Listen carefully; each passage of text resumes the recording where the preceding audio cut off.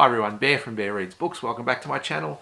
And it's been a little while. It's been about a month, which is disappointing, and I do apologise, but the last month has been, my life has been consumed by BookTube prize reading, where I can't tell you what I'm thinking about these books and I can't review them. So now that I've finished these 6 massive books, and I'm just about ready to do another video to give you my thoughts and my rankings. I've done the rankings, I've submitted them. Still not allowed to tell you, but they were some big books that took a lot of time and a lot of effort. They were all great, but I can't tell you anything more than that. But they consumed a lot of time. And in fact, the last month I have read, up until this week, I have read nothing except those BookTube prize books. I have had no time to consume any other books at all, which was really disappointing, because even when I'm judging, I usually have a lot more time to read purely for pleasure, the stuff that's on this bookshelf behind me here. The other thing that took some time away was, in 1 week out of that last month, I was away camping for a week, hiking through the wilderness with a couple of friends. Very remote part of the country. If you would like to look it up, it's called the Carnarvon Gorge, and it is 6 days in a big loop through a gorge, up to the top of the gorge, round in a big circle and back down again. It was possibly one of the hardest hikes I've ever done, and I've done some pretty big hikes. I've done some solo hikes, and this was tough. This was really tough. So I had this grand idea of walking during the day right up until about mid-afternoon, setting up my camp and then reading for a couple of hours before the sun went down. That eventuated to 0 hours reading, because one night we got in 45 minutes after dark, which was truly terrifying, trying to find the campsite in the darkness. Another night was half an hour before dark, and other nights just an hour. So it took much longer each day than we thought, but just because of how tough the hiking was. No problems, no injuries, no any other major problems apart from being really, really tough. So it left 0 time for reading. All we had time for was to set up our tents, eat dinner, go to bed, and that was it. But a wonderful experience, and I'll put some pictures up here.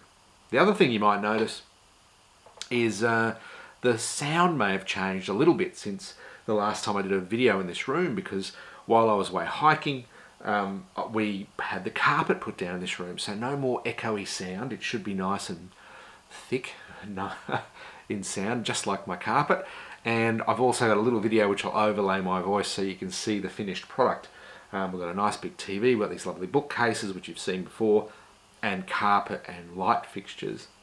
The one thing that still needs to happen is the current furniture that you see in the room is getting replaced, and we're getting some nice furniture made, which is going to be a couple of months. And until that furniture gets made, we've just got this old stuff here that still looks really good.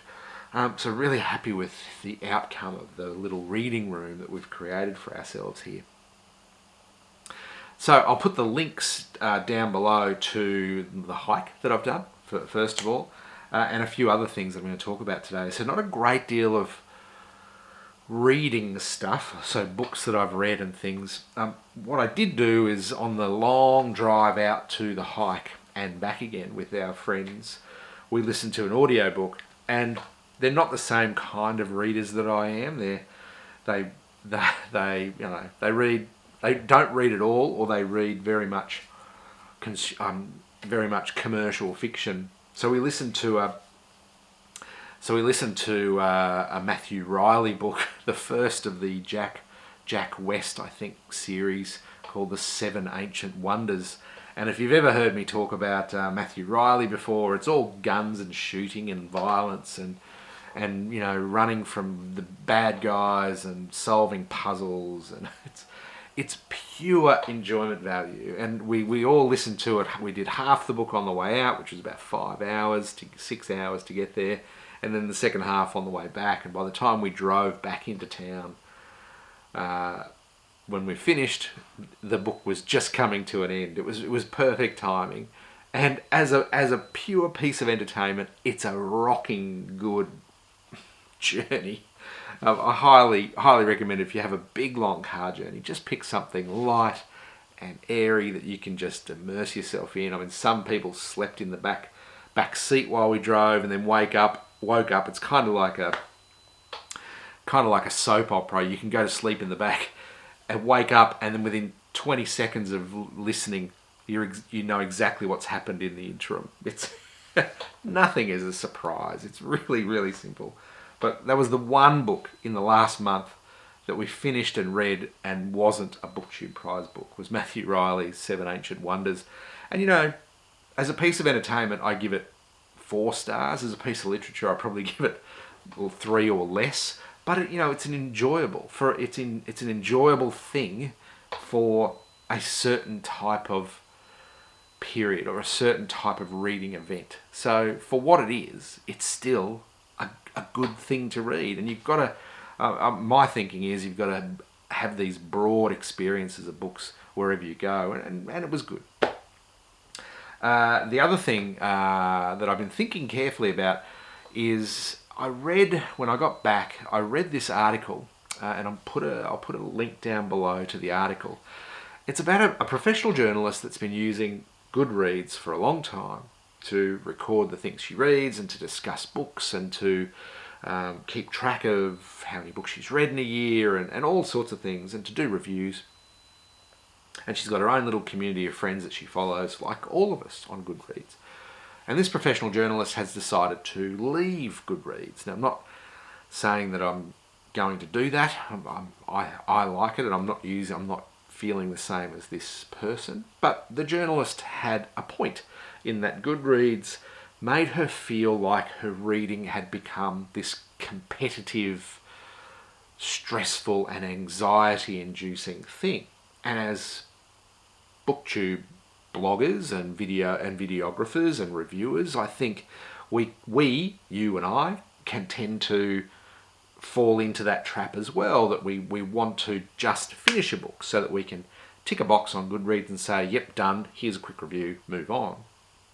And we can tend to fall into the trap of reading for not enjoyment's sake, but for the numbers on the board, because we said we were going to read 80 books a year or 50 books a year or whatever, or we've got commitments for BookTube prize, so we keep churning through these books even though maybe we're not enjoying them, or maybe for any other reason. So this particular journalist decided to leave Goodreads for those reasons, and I'd be very keen to hear the people listening to this video what you think of that idea. Have a read of the article that I post down below and tell me what you think.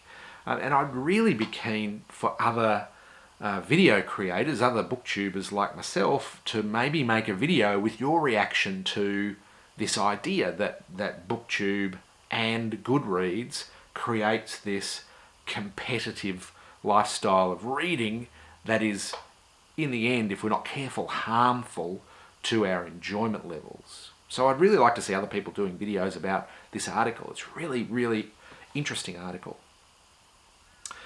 Moving on. I haven't spoken about this before, but the other thing that I've done in the last couple of months is I've become a NetGalley reader or a reviewer on NetGalley, which means I get advanced reader copies from publishers in return for a review, favourable or otherwise. And so some of the things that I have read there, I have mentioned on this channel. Some of the things that I've read there I haven't. Some have been horrible, some have been great. But one thing piqued my interest, and the publisher was nice enough to give it to me, was 2 years ago there was a book called 3 Women by Lisa Taddeo, and I think it was part of BookTube Prize last year, so it must have been a 2019 book. And maybe some of you have read that. And now Lisa Taddeo has just finished a novel and is being published later this year, and the publishers were nice enough to give me a review copy of a sample. So it was just the first 2 chapters, and I have to say, and I need to get the actual title because I forget, it's called Animal by Lisa Taddeo, and it's a novel, and it is amazing. Just 2 chapters, so maybe 30 pages or so. It was so good. So if you like the writing of 3 women as a non-fiction / essay type of deal from a couple of years ago, and you'd like to check out her novel when it comes out, keep an eye on it and maybe look out for it at your bookstore, look out for it online. It is called Animal by Lisa Taddeo. I'm not going to tell you anything about the plot, but really, if you've had any experience with the 3 women, please try and jump in. This really just blew me away. It is sensational writing, and it sounds like a great story, but I'm not going to tell you what it is. So it's coming out very, very soon. Lisa Taddeo's Animal. And also this month, I finally got through the entirety of Hemingway's Ken Burns documentary, which is 6+ hours, I guess, 6 hours of content about Ernest Hemingway. And there's been a little bit of talk. I know Brian from Bookish has done a small segment in one of his videos, and I'm going to keep this to a small segment within this video as well, rather than do its own separate video. My overall impression, first of all, of Hemingway as a person, in that he was an awful human being. He treated his wives poorly. He treated his friends poorly by transferring what they thought was a great friendship into horrible characters in a crappy novel, and destroyed so many friendships along the way. I mean, he treated people really poorly, and he treated himself poorly. I mean, they interviewed his children. Maybe one of his greatest things is his remaining living child seems to think he was a good father. So maybe that's a good thing. So as a person, he's a pretty despicable one. And as an author, I think it grew my understanding, but also my desire to read more. And I was quite shocked when I looked up the list of books that he's written. I was really shocked to discover I've only ever read one, and you can probably guess what that one is. It's a book that ends up on just about every school reading list in the world, I think, and that's The Old Man and the Sea. And I've read that at high school, I read it at university, and I've read it since. It's not on my shelves at the moment. I thought for sure it would be on my shelves. So I have 0 Hemingway on my shelves.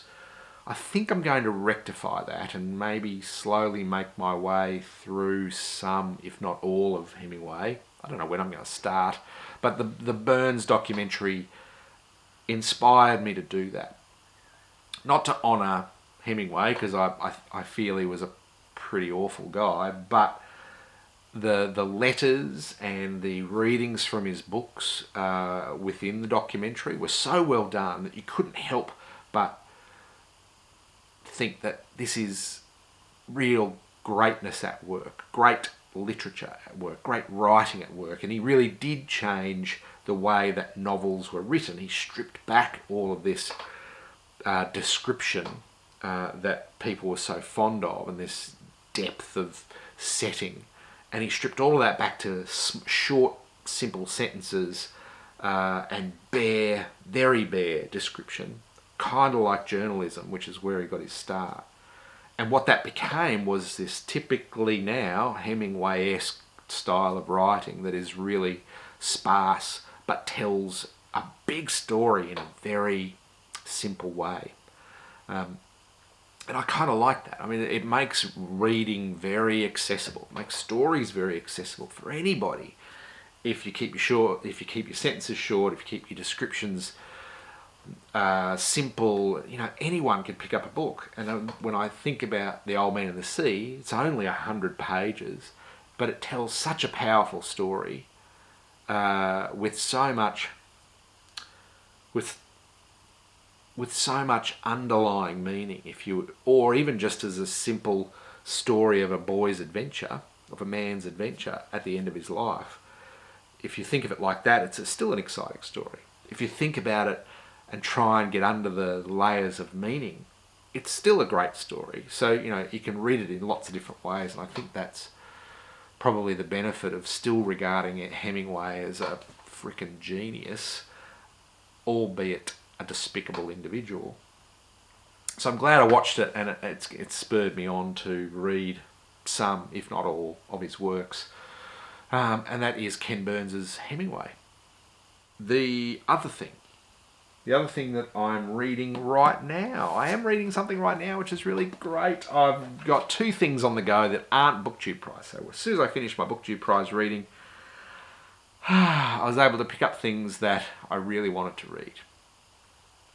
One is an audiobook, and the audiobook that I've chosen for myself, to get me out of BookTube Prize thinking is My Dark Vanessa by Kate Elizabeth Russell. My Dark Vanessa by Kate Elizabeth Russell. Now, I've had this on my list to read for a long, long time. It's pretty dark, and it is a BookTube Prize fiction book, so it is up in the running for BookTube Prize. I'm not sure whether it's been turfed out already, but it's not on my list to read. So I'm happy to say that I'm reading it. I'm going to tell you about it.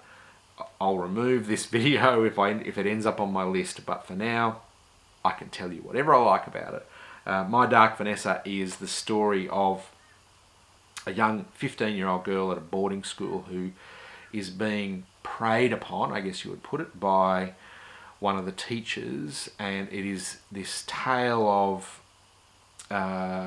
of the pursuit, I guess you would call it, and their eventual relationship.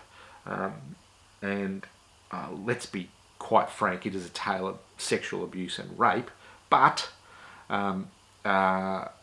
it is also a tale of manipulation of children, and it's so very dark and so very graphic. There is no pulled punches here, no holds barred when it talks about this relationship between this 15-year-old girl and this late 30s, early 40s teacher, the literature teacher that she has at this boarding school. It's great, if great is the right word, for something that's essentially about child abuse. Think of Lolita in a modern setting, and in fact they call upon the plot of Lolita a lot, and the man who is at the center of this relationship calls upon Lolita a lot as just almost justification for what he's doing to this 15-year-old girl, and he keeps bringing forward these pieces of literature like Lolita and pieces of work by Nabokov and all of these other works and stories about men falling in love with young women or young girls, and he uses all of this literature as justification for what he's doing and thoroughly convinces this young girl to have a relationship with him.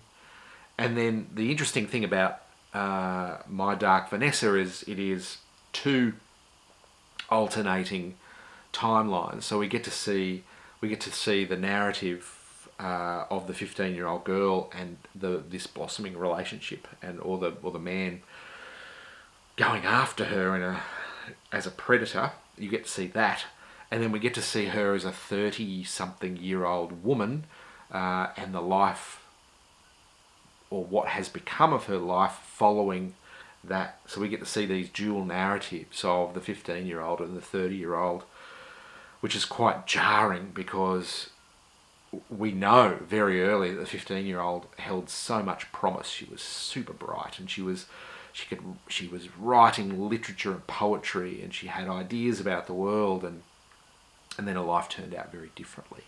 But she refuses to think that her life turned out very differently because of this man. So even as a 30-year-old, she still has these doubts in her mind that what this man has done to her is abuse, and what the output of her life is because of him. It's hard, but it's seriously a fantastic book. If it does come up for reading, I will have to remove this video, but I'm happy to talk about it right now. The other one that I'm reading right this second it's a collection of Australian Indigenous queer poetry. It's called Throat by Ellen Van Neerven, who is a Queensland local artist, author, and this is published by University of Queensland Press. A great little, a great small publisher, university's publisher, and so far about halfway through, and it's amazing. Oh, so good. I've had this on my list because I heard her speak at an event and thoroughly fell in love with her view of the world and her theory about writing and about how she comes up with her ideas, and bought this, but then straight after that it sat on my shelf for a very long time, so it's time to read it. That is Throat by Ellen Van Neerven. I think 6 Minutes for Me has done a review of this as well. You could check that out. And as you can see behind me, I have so many books. This first column of books here, and it is 1, 2, 3, 4 tiers going up. That first column of books is all the stuff that I have bought but not read. So, and that is getting stuffed full of books daily. So I do need to get crack-a-lackin', so to speak, on reading as many new books as I can. This entire thing. You also see these flags here. Before I go, it may not be a thing in the United States or anywhere else at all, but if you're in the UK, it would be. My wife, there's some French flags and Australian flags. Of course, I'm in Australia. My wife lived in France for a long time. Her parents still do live in France. And so each year we hold a Eurovision party, and Eurovision was on the weekend just gone. So the Eurovision Song Contest, we hold a party. With the time difference, it is a party that happens at 5 o'clock in the morning. So all our friends and family arrive at our house just before 5. The coverage starts at 5 a.m. We cook up a breakfast. People dress up if they want. We've got scoring sheets where people can write down the scores of what they thought of the performance and what they thought of the song, and they score all the contestants. We come up with a winner, and this year we were absolutely robbed. If you follow the Eurovision Song Contest, Italy won this year, and they'll be hosting next year for a truly awful heavy rock song that really shouldn't have gone anywhere. The real winner should have been France with their beautiful song. I urge you to look it up. Just Google France Eurovision entrant and you'll see her song. And it's truly a beautiful song that she should have won and did not. So this year we weren't particularly happy with the result, but it won't stop us from watching every year forever. So we are Eurovision Song Contest tragics in this house. That's it. Enjoy your day, everyone, and enjoy your reading, wherever you may be, and I'll talk to you again soon. Thanks. Bye.